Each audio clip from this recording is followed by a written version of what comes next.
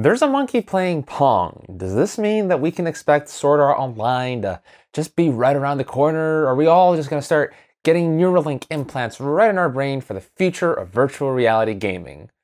Well, if you actually have to ask that question, I think I might be somebody to help clarify the whole situation and give you a better idea of what you can expect going forward based on the Neuralink video developments. Earlier this month, Neuralink released a video whereby they were showing a monkey playing Pong, supposedly with its mind. And judging by the views that video managed to garner, as well as the fact that it was trending for a while, it's safe to say that the video caught a lot of attention and probably introduced a lot of people to the idea of gaming using a brain implant. Definitely pretty interesting news to be sure. Although a quick scroll down through the comments shows that not everyone really knows how to take this kind of development. And that's where I'm hoping to come in and clarify the situation so that you can have a better idea of what this kind of technology is going to mean for you in the near term, as well as what we may be able to expect from it in the long term. To start this off, let me make one thing absolutely clear. I do not think the Neuralink demonstration was faked. For all intents and purposes, it's basically just retreading ground that we've seen done in the past using similar technologies. So going ahead and making a fake would be a complete waste of their time, considering that it's been done before. So it's nothing really to falsify in this situation. I'm fairly confident that that monkey was playing a game with its mind. So once we have that out of the way, let's get into the actual technology itself a little bit. For what it's worth, Neuralink is essentially a more compact and portable form factor of ECOG, or electrocorticography. I'm not even going to try to say that I did that right. But yeah, basically ECOG going forward is a technology that involves taking electrodes and shoving them directly into your brain and reading the electrical activity that comes off of those electrodes in order to, say, communicate with a computer and get information.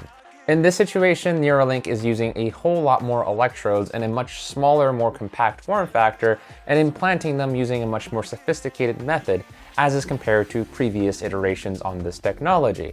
I'm pretty much certain that this stuff is possible to use for a lot of the applications that some people have in mind with regards to gaming, due to the fact that it is directly interacting with your brain, and electrocardiography in all of its form, whether it be EMG or something else like ECOG or EEG of the past, their main advantage has been what we call temporal resolution, or the ability to see information or get information fairly quickly, considering that all they really need to do is adjust their analog to digital converter and just use lower latency computational methods in order to get faster results. So as computers get better and as the ADC gets better, we should hopefully see even more data become available, and as a result, better results off of this kind of method.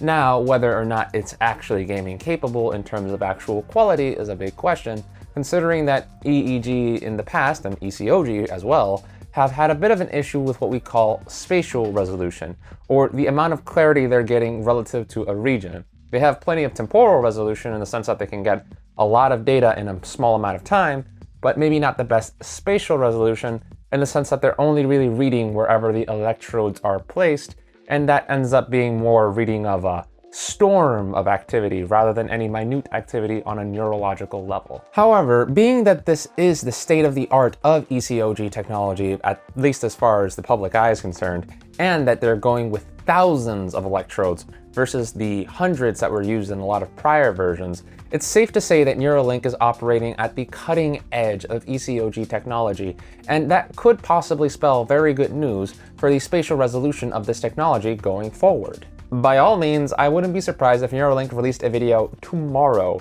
showing humans utilizing their technology in order to do things like play video games or manipulate computer cursors. I mean, for Pete's sake, this technology has been used in prosthetics in the past. If somebody can use this stuff to walk, it's safe to say that they can probably use something along these lines in order to try to play a video game. Although the consistency may be a question in that case. I've seen similar technology used in the past in prosthetics that people are using in order to move and live their daily lives. So I think it's pretty safe to say that there is a possibility or a chance of this technology being ready for gaming usage. So I'm pretty sure a few of you are probably wondering, does that mean should I just start getting my pre-orders ready for like my Neuralink so I can start playing Sword Art Online in 2022, find my asana and live a wonderful VR life? Yeah, guys, I'm gonna have to tell everybody to back up a little second, and let's get back to the actual picture here and what we're seeing rather than just going off on a weird tangent.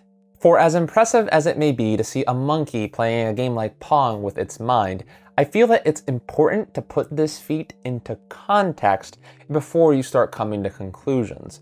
For reference, every single time I've shown footage of a monkey playing Pong in this video, it has not been the monkey from Neuralink's video. It has been a completely separate monkey from research that was done in 2001 and footage supposedly from 2003. So yeah, let's just say that monkeys have been playing Pong for far longer than Elon Musk has been in this game. I mean, I am happy that Neuralink and Elon have managed to drive more attention to the subject over the past few years, but I have been at this for like 9 years now. It takes a whole lot more to impress me, and I said it before and I'll say it again. The thing that I want from Neuralink in this respect would be a lot more transparency and numbers so that we can give their accomplishments more context. We're talking about a game and situation here where 97% accuracy can be considered a failure in a lot of circumstances. So you can imagine that I'm really hungry to see what kind of figures Neuralink is getting when they have thousands of electrodes and state-of-the-art technology versus the things that we've been working with in the past few years. So yeah, let's just say that it's gonna take a whole lot more than a monkey playing Pong to impress me. I need more context. How is 2D motion being gleaned from what is supposedly 3D data? I mean, by all means, the monkey is moving the joystick, but how does that look like in data? Is it just a thought image or some kind of analog in data of showing a 2D translation? Are we able to glean the actual muscular activity and there's a model being used in order to interpret the monkey's muscle motion into a 2D translation into the system? Those are two very different things, and I could appreciably glean more information on how the brain interprets information or how we could possibly read it out of that versus just seeing an image of a monkey moving a game controller with its brain. That's not really helpful for the broader community. So yeah, a little bit more transparency and information would definitely be appreciated.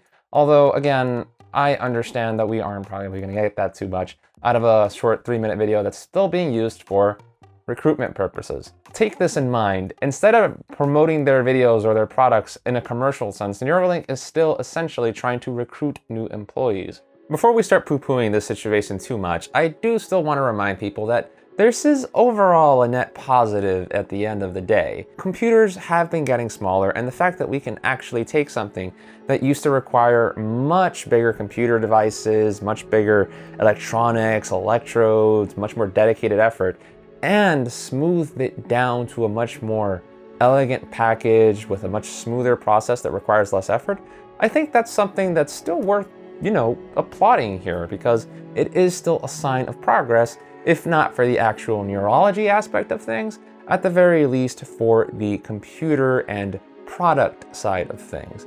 Because in the long term, that's what's going to matter in the ability of people to get this stuff. It isn't necessarily whether or not it's 100% like a revolution in motion. I'm probably expecting optical flow or the ability to interpret human body actions through cameras to be much more valuable in that respect, and we're probably going to be seeing results for that pretty soon, considering that Connect has been a thing for a while, and I'm expecting Facebook to continue to expand the reach of their hand control technology to possibly include the rest of the body. But that aside, at the very least, this is still a positive sign for the primary demographics for this technology, which will be people who are in severe need and have basically no other options for being able to essentially move their bodies. If you're a quadriplegic or somebody who has suffered some form of spinal injury whereby you no longer have a direct line from your brain to certain regions of your body in order to move, Neuralink's work is definitely something that is going to improve your life in the long term if you can gain access to it, because it is taking something that could have been much more expensive, more unwieldy, and more difficult to obtain, and making it safer, more accessible, and possibly more functional in the process. So all in all, I'd say this is still going to be a huge net positive for people who are in need. And even outside of that, just getting more and more data is always valuable whenever it comes to scientific research. Getting more spatial resolution by adding more electrodes could potentially unlock new functionality for us, or it could not unlock it. And either of those two scenarios is valuable because it tells us either what we should do, aka add more electrodes, or it'll tell us what we shouldn't do. In other words, not add more electrodes because we aren't getting more data. There is such a thing as a law of diminishing returns, and whether or not that happens in this situation is something we want to find out. There's a value to that. So all in all, I don't think we can completely downplay the efforts that they've done just because there have been previous similar technologies and efforts done in the past, so much as we should just be looking forward to seeing what's going to come next now that they've essentially run dry on the old stuff that they can show us that will be impressive to the broader market that people don't know of. I mean, it is important to acknowledge that no matter what I say, the value of Neuralink managing to market and promote and get so much attention behind their efforts cannot be understated for the value of the research being done here. Because at the end of the day, research costs money. People cost money. It is not free to live yet. And unfortunately, that means that we have to pay in order to have research done, and people won't just do that kind of work out of the kindness of their hearts because, you know, everybody's got to eat. At the very least, having more attention here, and by extension, the possibility of more investment and more talent coming in, is something that has to be viewed as an overall net positive. So while I may personally not be too impressed seeing a monkey playing Pong, at the very least, the fact that everyone else is important to the future of this medium and the technologies being developed therein. So to get back to what I asked at the beginning of this video, what can we really take away from this presentation and the video that we've seen? I'd say not too much beyond the fact that progress is at the very least going on steadily, and that we can see that Neuralink is capable of doing what we've done in the past and is getting things done in a smaller, more elegant form factor.